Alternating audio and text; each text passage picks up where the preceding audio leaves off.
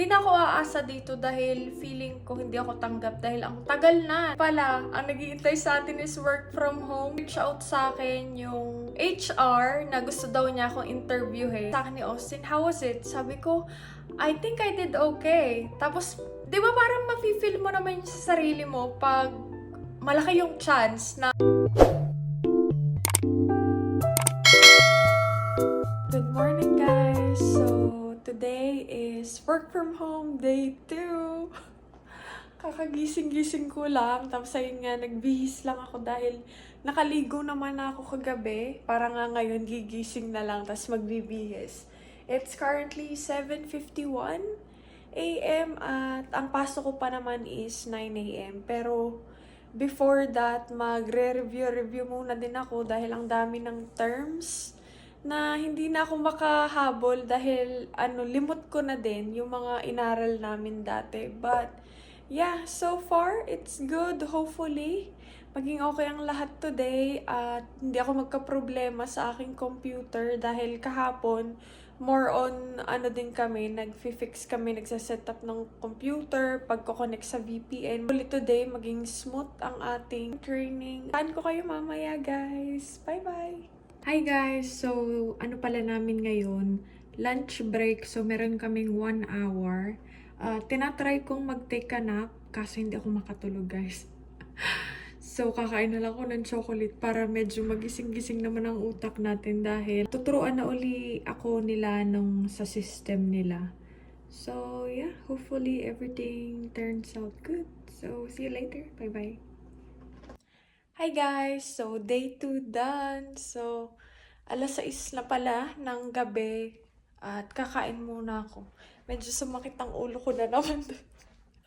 Ano bang pinagagawa ko sa buhay? Pero ayun, medyo kailangan nating mag-refresher uli ng mga terms tapos ng mga ginagawa nga namin dati. Dahil, ayun, medyo limot ko na din yung trabaho ko before. But, yeah, it's been going good and I'm really excited dito sa opportunity na to. Guys, so hindi pa pala ako tapos mag-vlog for today dahil naalala ko, wala na akong kakainin bukas at pag bukas pa ako magluluto, medyo magagahol tayo sa oras kaya ngayon ako magluluto. Si Austin pala is on the way na papunta uli sa San Antonio. So from Beaumont ata, Beaumont something, Texas. Tapos, magdadrive siya ngayon papuntang San Antonio, magstay siya doon for the night, and then tomorrow, hindi ko alam kung pupunta ba siya doon sa pinaka-main office nila bago siya umuwi dito, either bukas or sa Thursday. So, hopefully bukas nandito na siya. At yeah, meron na tayong ready pagkain if ever. So, ang lulutuin ko pala, hindi ko napapakita sa inyo ha, dahil sira ang tripod ko. So, ako na lang muna.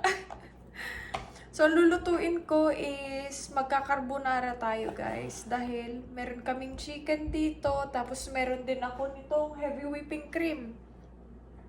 So, di ba sa Pinas, ang ginagamit natin is, pero sa amin ha, ewan ko lang sa inyo, sa amin kasi, pag nagagawa kong carbonara, ang ginagamit ko is all-purpose cream.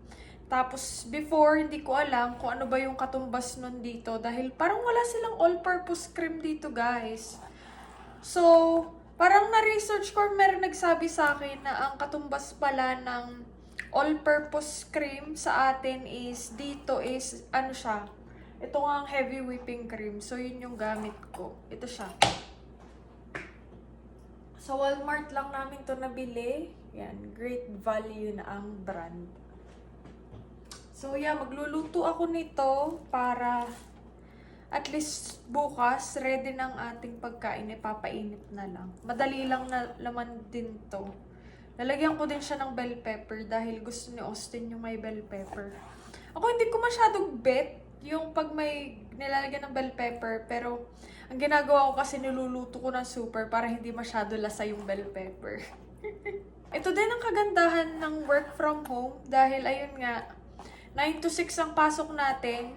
Ngayong training, kaso pag yung actual na schedule ko na, parang ata magbabago pa siya. Pero that's fine dahil naman, work from home tayo. Pero ayun nga, ang kagandahan sa work from home, ayan o, di ba? Pagkakatapos ng work, nakakain na ako kagad pagkatapos ng work.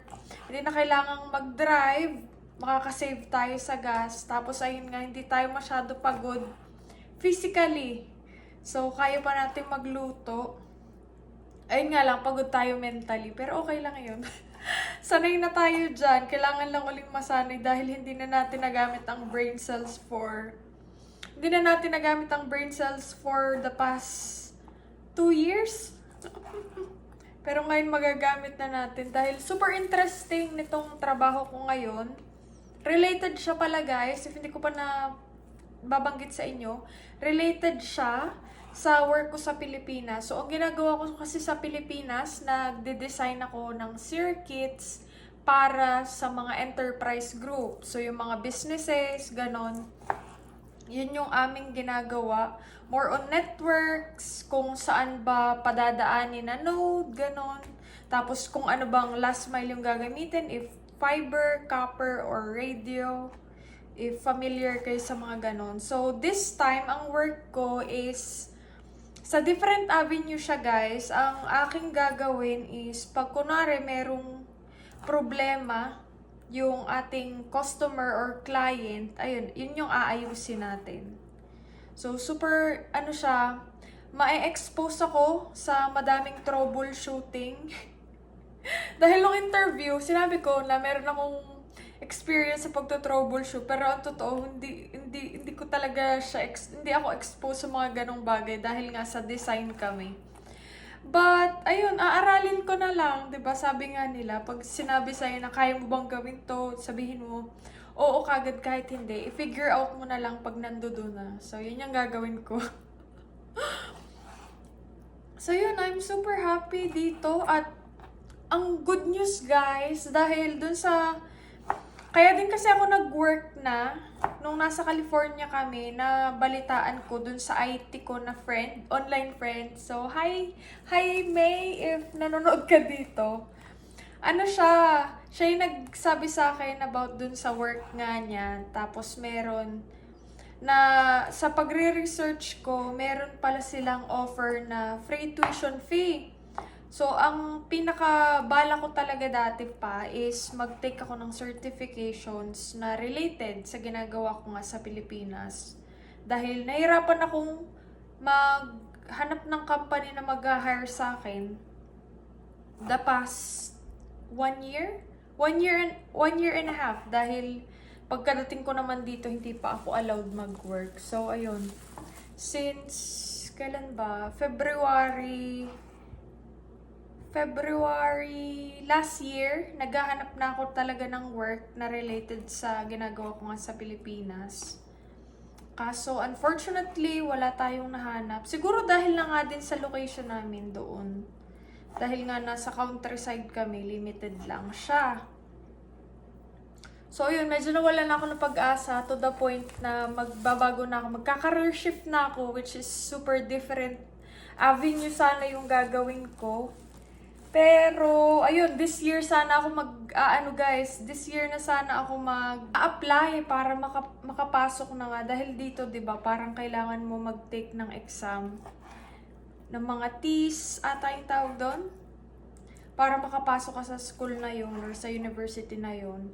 At hindi nga ako umabot doon sa application dahil kaka-move lang namin dito sa Texas. Tapos yung magiging tuition ko, doble siya ng dapat tuition lang if resident ka sa Texas. So, 20,000 lang yung tuition mo, magiging 40K siya dahil nga hindi pa kami resident dito sa Texas. Workout din na hindi nga ako nakapasok this year dahil ayun pala, ang naghihintay sa atin is work from home na related sa ginagawa natin sa Pinas. So, I'm super happy dito. Tapos, ayun, yung company na to, nag-o-offer siya ng mga certifications. If familiar kayo sa mga IT dyan or sa mga electronics engineering din.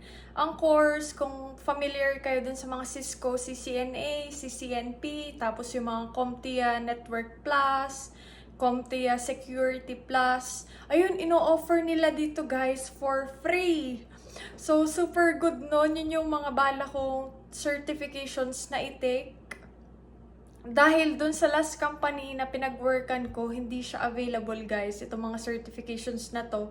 At siguro dahil nga telco company din tong pinag-workan ko ngayon, kaya gusto din talaga siguro nila na as many certifications na makukuha mo sa field na to, mas better din para sa kanila. Makakatulong na sila sa'yo to further your career, tapos makakatulong ka pa sa kanilang company. Tapos, ayun din, ang dami din pala guys na, yung nagte-training kasi sa amin, more than 10 years na siya dito sa company na to. Kaya, tapos madami din silang in-introduce na mga 10 years, yung iba nga 20 years pa dito sa company na to. So, that just means na super okay itong company na to na pag-workan. At from the beginning pa lang din talaga, nung sa hiring process, kala ko talaga guys, hindi na ako matatanggap dito dahil parang September pa ata ako nag-apply dito. Tapos meron silang online assessment na gagawin mo, na fill upan mo o sasagutan mo yung mga tanong nila. And then after nun, in-invite nila ako sa, yung ire-record mo naman yung sarili mo. Meron na siyang mga naka-record na yung mga tanong nila, tapos ayun, ire-record mo na lang yung mga answers mo, tapos isasubmit mo. And then after that, parang a month or siguro mga 3 weeks, matagal din guys, kaya sabi ko nga din kay Austin, hindi na ako aasa dito dahil feeling ko hindi ako tanggap dahil ang tagal na nung ang tagal ko nang ginawa yung recorded. But kailan ba? October, nag-reach out sa akin yung HR na gusto daw niya akong interviewin through Meet. So, ayun, kung natatandaan niyo yung mga last video ko, sabi ko meron akong interview for work from home job na hindi pa ako masyado prepare pero gagawin ko siya. Ito siya guys, ito yung job na to. So, I'm so happy after that HR na interview, na feel ko na super, ewan ko, super approachable nung HR. Tapos, ayun nga, mafe-feel mo din na you will feel connected while communicating sa kanya. Unlike dun sa nauna ko pang mga work from home job na interview, na parang alam niyo yun, parang tanong lang sila ng tanong ng mga set of interviews without actually interacting with you. Nagme-make sense ba ako? Pero ayun, so after nung initial interview, tinanong ako ni Austin, sabi sa akin ni Austin, how was it? Sabi ko, I think I did okay. Tapos, di ba parang mafe-feel mo naman sa sarili mo pag malaki yung chance na matatanggap ka dito dahil ang gaan-gaan lang nung feeling habang nung interview nga. Tapos, ayun, super comfortable niya nakausap. Hindi ako masyado kinabahan guys, kahit super kabado ako palagi pag mga interview. But that time, super, lang siya, super relax, super, siya, ewan ko, basta iba yung feeling. And then after that same day din ata or the next day, tinawagan ako ng pinaka-manager. So, phone ko lang yung ginawa ng manager, and then, ayun nga, in-interview niya ako anong background ko. So, tapos sabi ko nga, meron akong background sa telecommunications. Kaso sa different avenue, which is yun nga sa network design.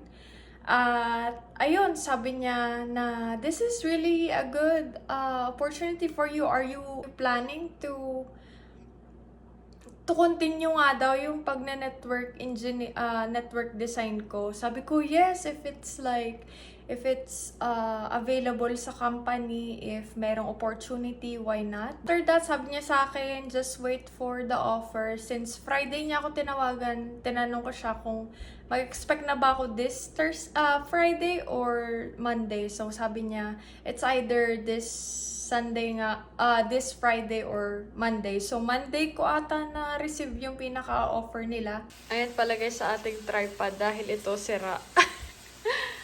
So, ayan, naging tripod na lang din ang ating iPad. So, ito pala yung ating chicken. Tapos, naggayat na din ako ng bell pepper. And then, right now, nagluluto tayo ng bacon. Tapos, yung bacon grease yung gagamitin ko sa pagprito ng chicken. So yeah, balikan ko kayo dahil mag-ano muna ako. Magluluto na ako ng pinaka-pasta para naluluto siya habang niluluto ko to. Kasi maliligo pa din ako, 7:24 na. Gusto ko sana matulog ng alas 10. Para meron tayong enough sleep at energy para bukas. How our chicken is looking. Tapos yan, nagpapainit na din ako ng tubig para malagay na natin to. Ito pala yung lagi namin ginagamit. So, ito ang ating bacon. Ayan, luto na guys ang ating pasta. Tapos, okay na din ang ating sauce. So, yan pala ang itsura niya. Ngayon, naghuhugas naman ako nitong mga pinaglutuan ko. And then after this, maliligo na ako and then matutulog. So, thank you so much guys for watching. See you in our next one. Bye-bye!